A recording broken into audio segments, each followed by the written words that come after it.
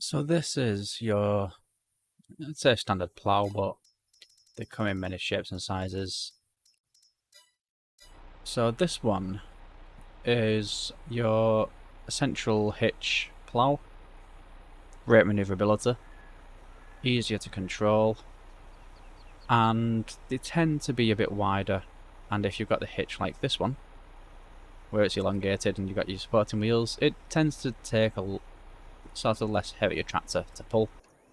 However, if you want to go for the more authentic style plough, you can have this one, which is not too much shorter. It is a bit shorter. But let's have a look at what the ploughs do. So we've lowered this one now, and we'll drive forward with it. So as you can see, it's pummeling the earth like no tomorrow.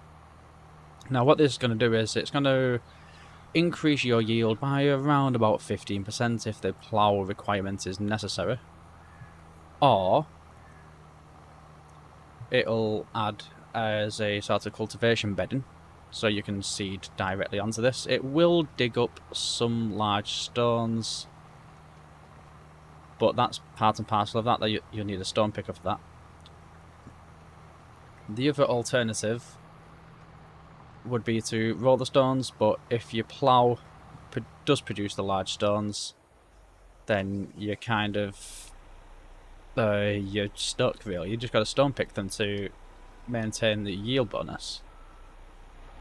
But another additional thing that ploughing does do for your field, it will allow you to no longer weed the actual field itself. So it eliminates all sense of weeding, so you don't need to do any herbicide, any hoeing, or any weeding itself. It'll just obliterate every single weed root that's planted itself into the ground where your crops are going to grow. Now, I've gone up like this just to show you as an example of how much easier it is with one of these. So all we need to do now is just lift this.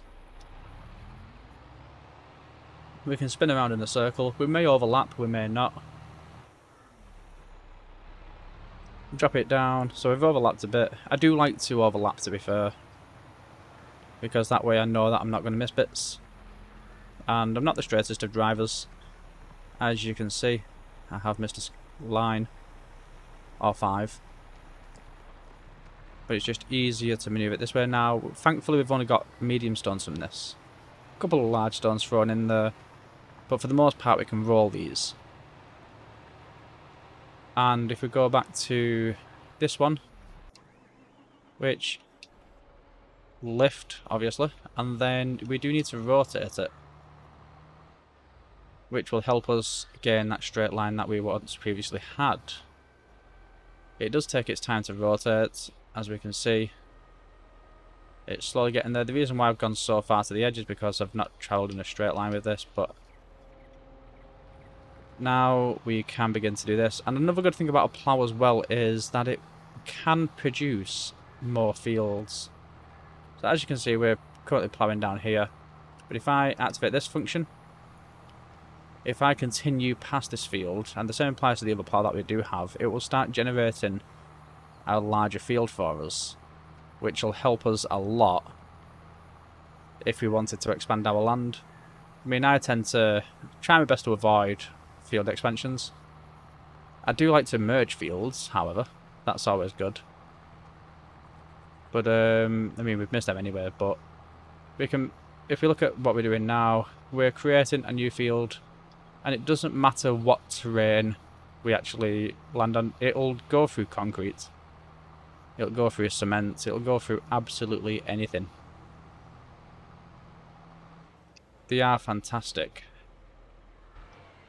And they'll keep creating that as long as we own that land. And as you can see, all we do need is lime. That's a different story. That's a type of fertilizer. But yeah, we need lime, and that's all we will need. So if we just quickly purchase a seeder and get some seeds for it, obviously, and we'll get another tractor too. So be back very, very soon.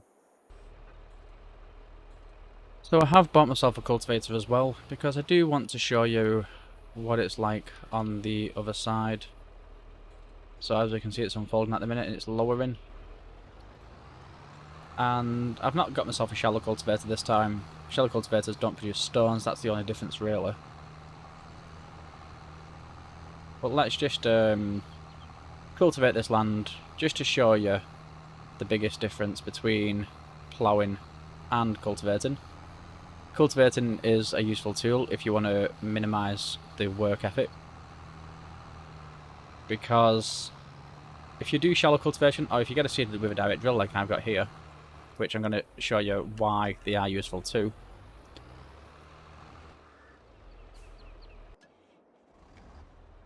So we'll show you the big difference now anyway. Like I wanted to go somewhere with that sentence, but it just didn't work. But can't plant these in August.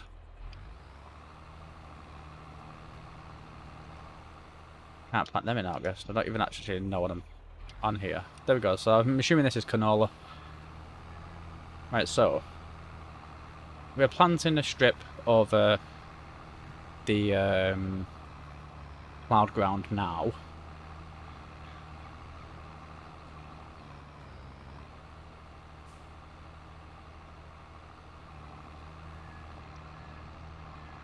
We'll plant a strip over our crops themselves, because the direct drill will eliminate these crops, eliminate all of these sunflowers, as we can see.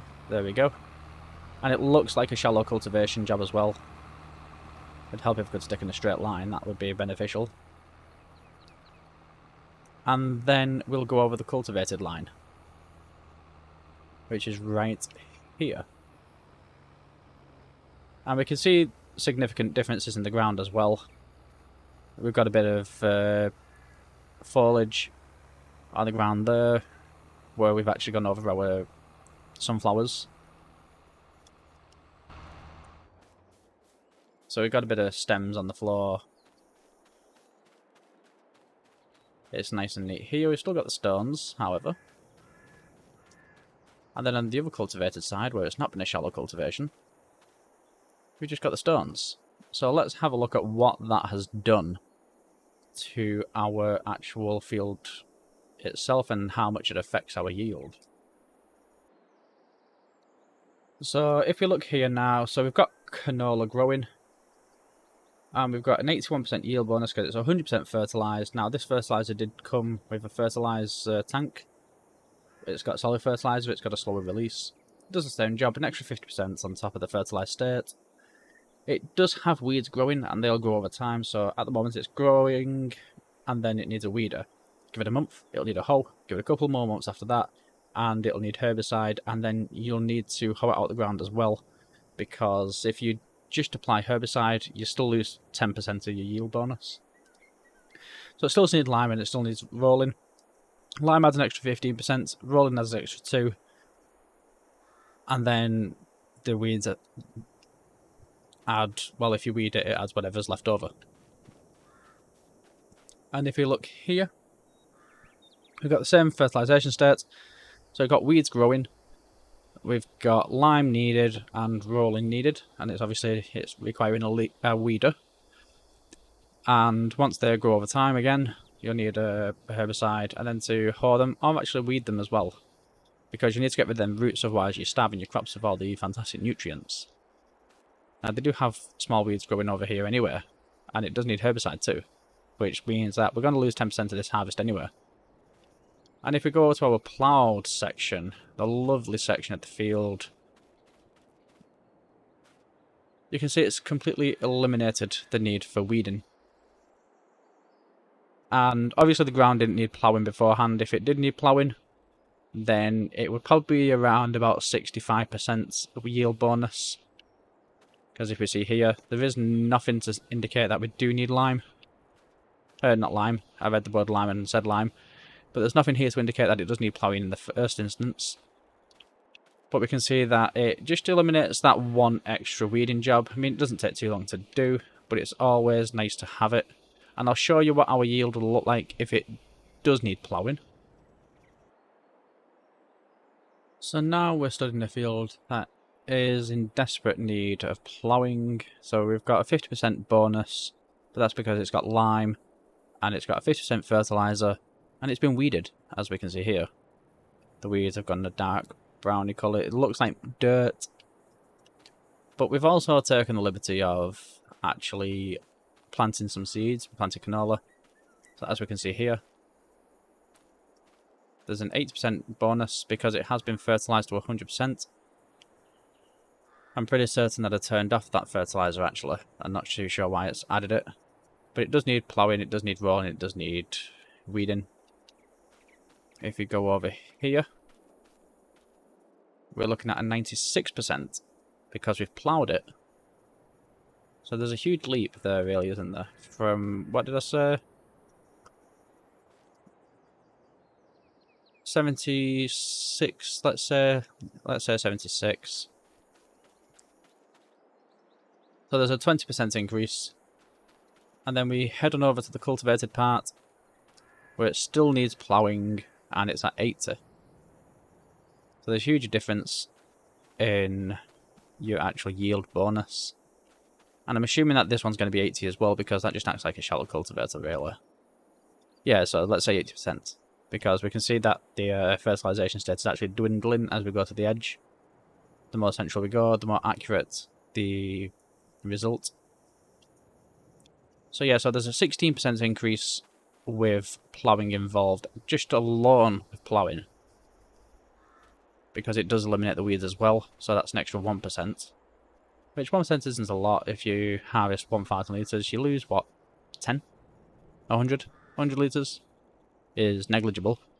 But if you do it on the larger scales, which is like your likes of Fox Farms or your Wild West map, if you've got like a 30 hectare field that you're harvesting, say, 1.2 billion litres of corn, that 1% is 12,000 litres, which on the grand scheme of things isn't too big, but it does add the big difference. So is ploughing worth doing every single time? Absolutely not. Herbicide is quite cheap, as we can see here. You can go to pallets here, buy 2,000 litres to 200, 2,400. Or you can go to big bags, and you can. I think you can get herbicide here. I might be wrong. No, you can't actually get herbicides from there. That's a bit weird. And I'm assuming you can't get it from here. Definitely not. So in the grand scheme of things, it's probably worth doing a bit of herbicide if your weeds grow too large, but one thing I know for certain is a hoe or a weeder isn't that expensive. I mean, you've got 6 metres of width with your weeder, and it only costs you 9,500. There is only one thing that will actually work as a hoe, and that's this one, the row guard. That's 51 grand. It's a bit more upmarket, a bit expensive, but it's worth every single penny. It's 9 metres in width, and you can actually see a huge difference in your yield. And then, yeah, I can't see anything else acting like a hoe. I mean, you'll probably get a modification that'll do that, and they'll probably work as both. But yeah, the biggest difference between ploughing and cultivating, or doing the direct drill, is you get a bigger bonus if you do need ploughing. I'd advise probably doing a shallow cultivation or getting a direct drill, because weeding, well, de-weeding actually, not weeding, but de-weeding the actual farm itself, it's not that big of a task. So do your ploughing every 3 years, keep that yield bonus up to date as much as possible to maximise your profits and maximise your productivity. But if you don't need to plough, don't plough. Just direct drill or cultivate, because you'll still get the same results. It just might take one extra job. If you've learned anything from today, or you've got any questions, please do ask. But if you've learned anything, or you feel like I've helped your farm along a long way, then please subscribe to my channel, like the video. But if you do want to plough on a regular basis, get a rear hitch. I mean, some of them are really, really cheap. You can get a 6 metre wide one. I mean, that one's what? That's 6 metres wide. That's £75,000. Or you can get a 6 metre wide one there by Lizard, and it costs you £8,000. That one's huge. It's ginormous. Worth every penny. It's worth its weight in gold. It just means that you need a large tractor. That one, you just need a really heavy tractor. So probably add like a 2-ton weight to the front and get some weighted wheels. You'd be absolutely golden with a small, medium-sized tractor. And I mean small, medium as in like a tiny, medium-sized tractor. So something like the Massey Ferguson that you start off with in Hart Bailey Run. Wherever it's gone, there we are. That one will pull it magnificently.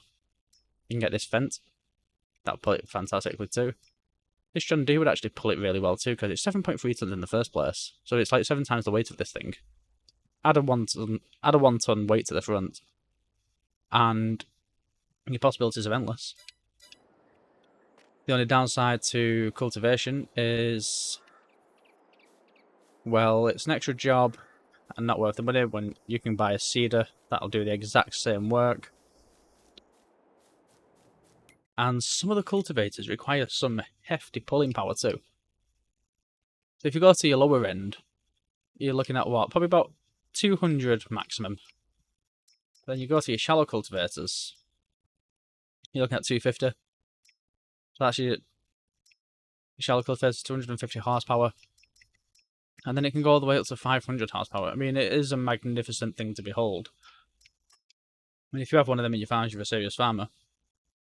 But it's not worth it if you can get a shallow cultivator, if you can get a direct drill. And if you want to be a really ballsy person, try and fork out for something like this. Or do what I did on Maypole and get one of these bad boys. Direct drill, 30-meter work width. Took me 2 years worth of sales to do it, and it was worth its weight in gold. The only downside is, to pull it efficiently, you'll need something like the Big Bud, which is this big beast here with a 1,100 horsepower, but it will pull that thing like no tomorrow. But thank you very much for watching. Like and subscribe, and I'll see you again in the next one.